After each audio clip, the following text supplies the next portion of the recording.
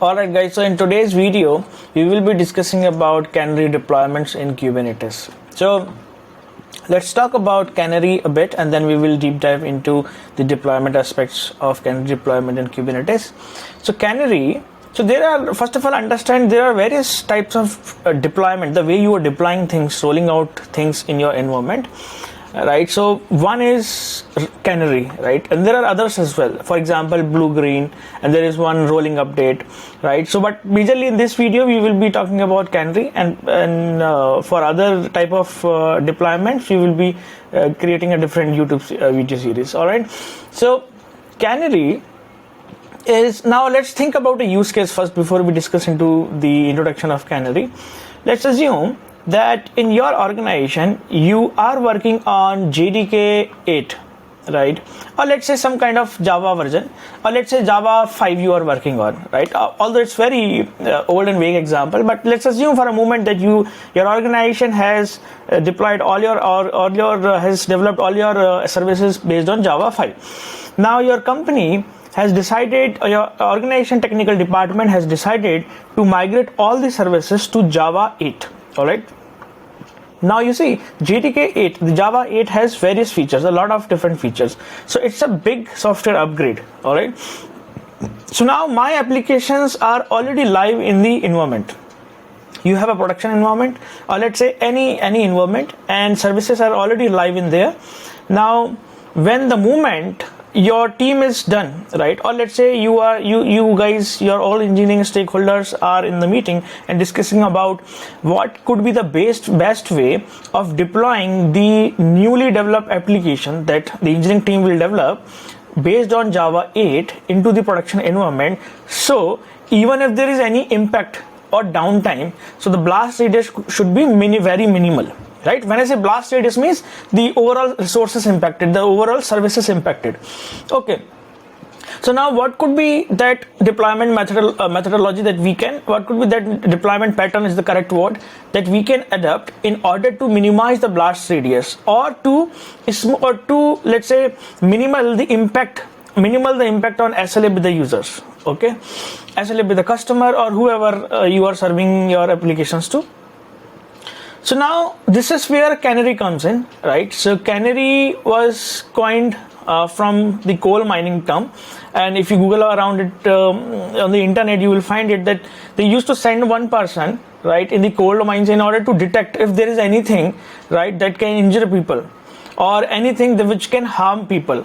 So before sending out the whole team of laborers inside the whole team of coal miners inside the coal mines, they send one to two person. So even if there is an impact, only one or two person will get impact, not the team of coal miners. So this is where the Canary comes in. So you roll out only a piece of software to a certain number of users, a certain number of traffic. So even if there is any problem, right, with your new release, so the blast radius could be very minimal. So that was the idea behind Canary deployment. So in this video we will be doing a demonstration using Kubernetes around it. Okay, so you see specifically on Kubernetes, so assume this is my cluster, this gray box is my cluster, and this is my service. So I already have one service created. Okay, so if you go here, so I already have this service app.py. So it's a Flask service developed in Python. It's very basic service. Just for demonstration I have created one API. So if somebody, let's say when I will up this application, this will start listening to 3000 port number, and if you hit the local host 3000, it will simply send you, let's say I would update it to rolling update. Alright, so by default it will get you a JSON where deployment I will be rolling update. Okay, so assume this is the service for this application. Okay, so and then these are the version 1. Assume that I have already running my order service into production environment. So these are the version 1. Assume, or it could be any version X. Let's say for this video purpose we will say version 1. Okay, so everything is running inside Kubernetes. Now there is one question: is Canary deployment only happens in Kubernetes? No, That's the deployment pattern. That's the way you are deploying, you're rolling out your things, deploying things to the production environment, or let's say any environment. And it could be your VM as well, right? This could be your VMs as well. Let's say you are using Azure Cloud. These could be your VMs. This could be your load balancer, right? You introduce a new VM and then you start sending out some of the traffic to new VM and then most of the traffic to your old VMs, right? So it could be anything. Majorly, because of the fact that the Kubernetes has been adopted around the globe in a bigger percentage, so we will be doing this in the Kubernetes. So this is my stable version of pods running for this order invoice service. In order to expose these deployment pods to the world, I have this order invoice service, right, which is exposing these pods to port number 3000. Okay. Now, you see all the traffic coming outside world will be going to order invoice service. So the way I'll be creating is, I'll create this service as the type is equal to load balancer. Okay, balancer. So this service I will not make it as cluster IP. Just assume that this is acting as a load balancer. However, you can use Nginx or something else, right, which will act as an ingress, as a first entry point to your Kubernetes. But I'll make just to make this video easier, I'll make this service as the load balancer type. Okay, and the same thing applies here as well. Now you see all the traffic which will come to order invoice service will be rerouted to one of the pods deployed as part of this stable version. Okay, and then now my team was able to successfully develop the all applications based on Java 8. Now I'm asking my engineering team to deploy the stable version to this production environment. So what I'll do, let's say I'm the engineering team who is responsible for deploying this. I will simply create another deployment. So let's say this is my stable deployment, right? I will not touch anything, right? I'll simply create a Canary deployment, Canary version deployment, or let's say any XYZ environment deployment. I will name it as Canary deployment, and then I'll live that up. I'll make that pod running. I'll make the applications run inside the pod, this app pod. I'll call this as app v2 version 2. Now I will ask, the way I'll configure is my order service will be as a selector. So there are something known as selectors in Kubernetes. That's how your service gets mapped to your deployment, because you have manifest file, right? Deployment.yml, service.yml, ingress.yml, secret.yml, etc., so on and so forth. So the way your service gets mapped to your deployment YML is via selector. It matches the selector. So now in the Canary deployment, what I'll do, I'll match the deployment Canary version deployment to this order invoice. So what it will do, for let's say it's sending n calls to these many pods, so some part of n calls it will also reroute it to pod 2 version 2, right? So even if there is an impact, you see most of the traffic is being routed to version 1, but some part of the traffic is being rerouted to version 2. So even if there is any impact, the impact in the negative sense, any negative impact, so my area will be very minimal, because only some portion of the traffic is being rerouted to version 2. So that's the whole concept behind the Canary deployment. So you see, before Canary deployment, with the only stable release you have here, yeah, right, this one, this, and then along with this stable release you have also released your Canary version, and that's how your architecture will look like. So now we will deep dive into the demonstration and the implementation in our local Kubernetes cluster. All right guys, so now this is my project. And then inside this project, if you look at the manifest file, I have two different folders. One is for Canary, another one for stable. Before that, so let's prepare a Docker image for this. So if you see, I have this Docker file, a very simple Python Docker file, right, in order to create a Docker image for this application. And then I will simply, and then in the requirement.txt, I only have Flask. So now I will use this Docker file to prepare a Docker image. So what I'll do, I'll go back and then, okay, now inside I'll go to Canary,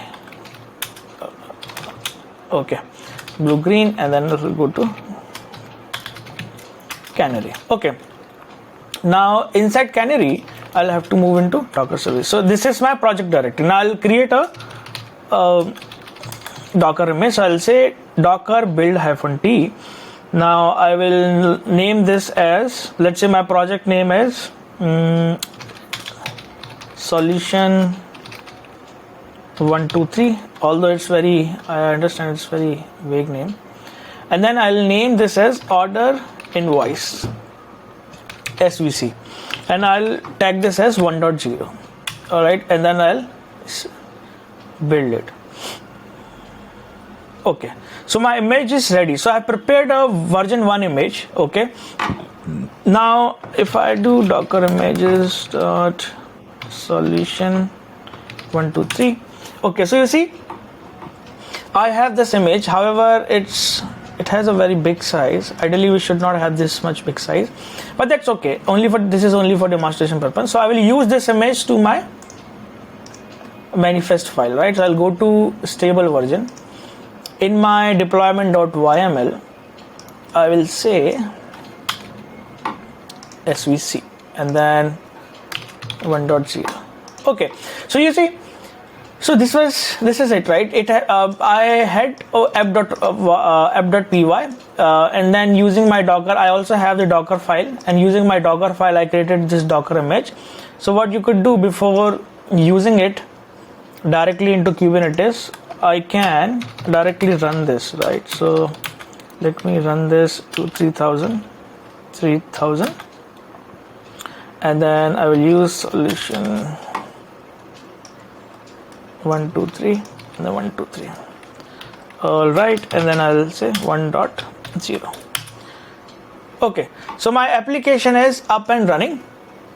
So if you go back and then you see, if I run localhost 3000, so I will get rolling update, right? But however, I'm running this as my Docker container. It's still not running in the Kubernetes pod. Okay, this is only for demonstration purpose. Now what I'll do, I'll cancel this. Now let's go to manifest file deployment.yml. all right, so now in the deployment.yml, if you see, yeah, so in deployment.yml, you see it's very simple version of deployment.yml.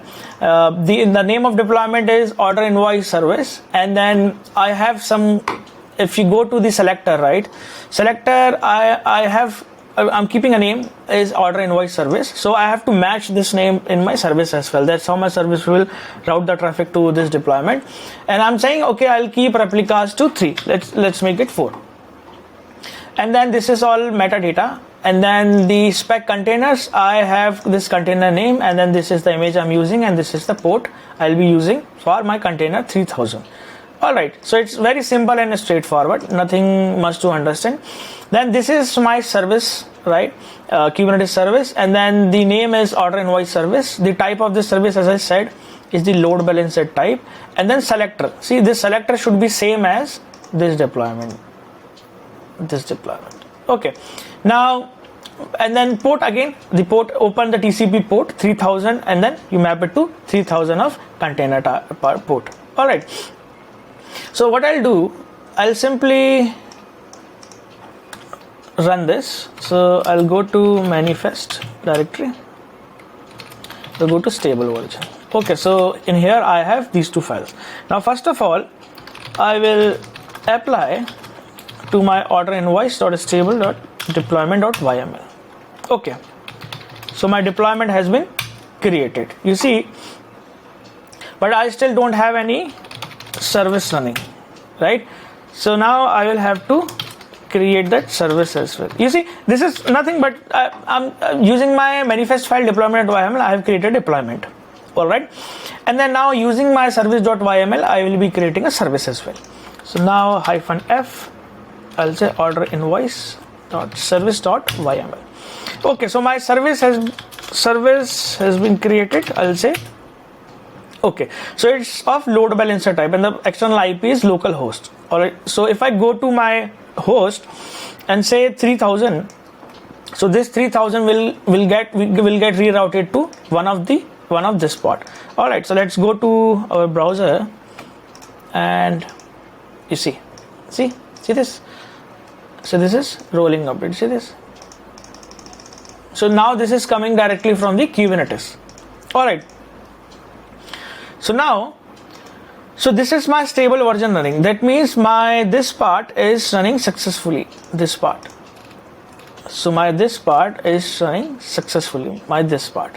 Okay, now I have to go back and then I have to create another deployment of version 2, which will pass which will be, let's say, a second version of the same software, different release, which has different software specification, different requirement, etc., etc. Maybe you are upgrading your software, maybe you have a different business logic. Use case could be anything, right? Assume it's a different version of your same software running.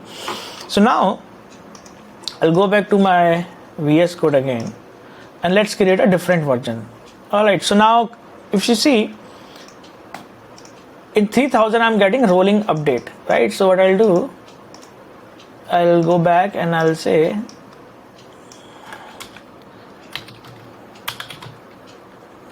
traffic on Canary version.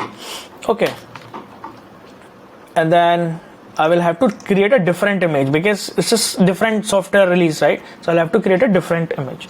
So what I'll do, I'll go back and then I'll use the same command, my docker. Now I'll create a version 2 because I was using tag as version 1. Now I'll rename it to version 2. All right, and I'll build this image. So I'll build it. Oh, sorry.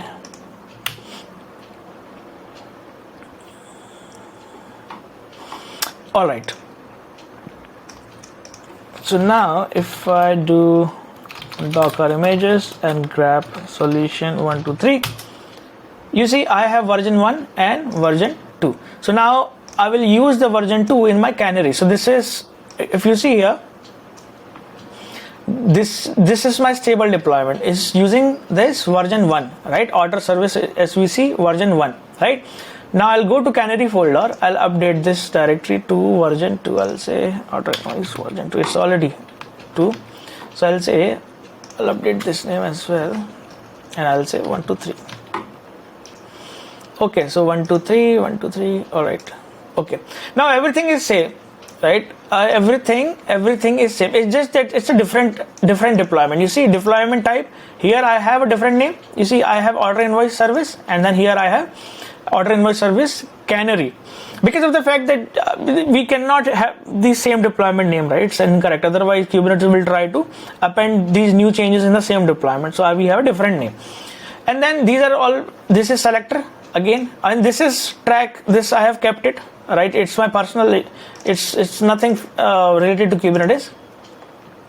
So I'm saying selector match labels to order invoice service. All right, so now if you see, this is again still pointing to order invoice service. Now I'll go and I'll create this deployment as well. So I'll say kubectl order invoice, I'll say apply. Okay, so I'll say get deploy. You see, so I have two deployments running. So one, I have order invoice service, and another one is the Canary version. So this is the stable version, right? This is the stable version. Okay, and this is the my Canary version. All right, now but my service, if you go back and see here, my service is same. Now it will also start pointing to this pod as well. Okay, so now I'll go back. If you go and see, I have the same service, order invoice service. So service is not changed. Only my I have only one pod instance for my Canary and 4 instances for my order invoice service. So I'll go and then I'll refresh it. So I see I'm still getting rolling update. Now see, now I have started getting traffic on Canary version. Did you see that? Now I have get rolling update. Now I get traffic on Canary version. So traffic is being rerouted to the fact, if you see, the traffic is being rerouted to Canary version as well. However, not all calls are being rerouted to Canary version. Okay, So if you go here and then if I do get pods, and then if I logs, you see sometimes I'm getting traffic from Canary version, and this is my Canary logs. So you see some calls are going in, I'm getting 200 from them.